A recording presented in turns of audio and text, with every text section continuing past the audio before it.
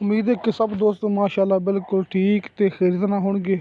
अज मैं तुहाडे वास्ते माशाल्लाह एक 2.5 कनाल दा प्लाट आपां इहनूं कमर्शियल भी कह सकने आ, रिहायशी भी कह सकने आ।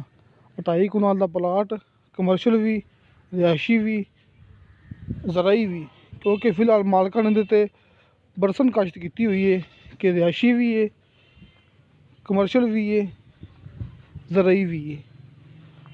जिवें चाहो इनू तुसीं इस्तेमाल कर सकते जी। दोस्तों 2.5 कनाल का प्लाट ज़िला रावलपिंडी, तहसील गुजर खान, मौजा जातली के बिल्कुल करीब ये प्लाट है। बाकी जी मुकम्मल लोकेशन है तो शाह साहब को मिल जाएगी। तो शाह साहब का व्हाट्सएप नंबर सामने स्क्रीन पर नज़र आ जाएगा। अच्छा कर लो, अपन शाह साहब दिखा रहे हैं कैमरा घुमा के बिल्कुल गाँव के अंदर प्लाट है, जातली के बिल्कुल करीब विच बरसन काश्त की मालक ने। 2.5 कनाल का प्लाट है, रिहायशी भी, कमर्शियल भी, ज़राई भी। ए वेखो तुहाडे सामने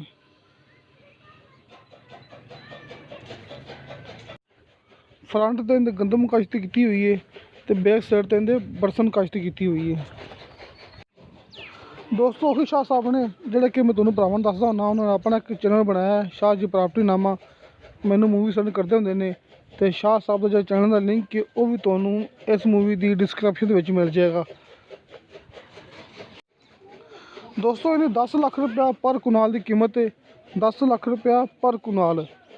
2.5 कनाल है प्लाट है, 2.5 कनाल का 200 फुट का फ्रंट है माशाल्लाह। 10 लाख रुपया एक कनाल की कीमत है। आपां नूं मुकम्मल मिलेगा, आपां नूं इस 2.5 कनाल तो आपां नूं कम नहीं मिलेगा। फी कनाल 10 लाख रुपया।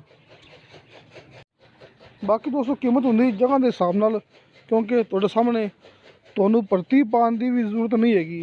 जिहड़ा कि दोस्तों इत्थे आपां मकान बनावेगा उन्होंने परती पाने की भी इत्थे नहीं जरूरत हैगी, क्योंकि परती पाई हुई है काफ़ी उच्ची रख के, कम से कम कोई 4-5 फुट उच्ची ज़मीन तो इत्थे परती पाई हुई है। तुहाडे सामने बिजली पानी मौके पर मौजूद है।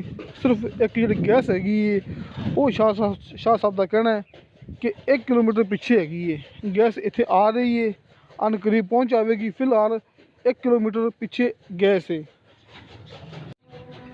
तो इस अलावा शाह साहब को काफ़ी सारी ज़मीन मौजूद है, चकवाल रावलपिंडी एरिया शाह साहब को तुसीं अपनी मर्जी का प्लाट लै सकते जी, घर लै सकते जी, अपनी मर्जी तुसीं ज़राई या बंजर ज़मीन लै सकते जी शाह साहब को। तो दोस्तों इंशाअल्लाह ताला मिलांगे अगली वीडियो ते। खुदा हाफिज़।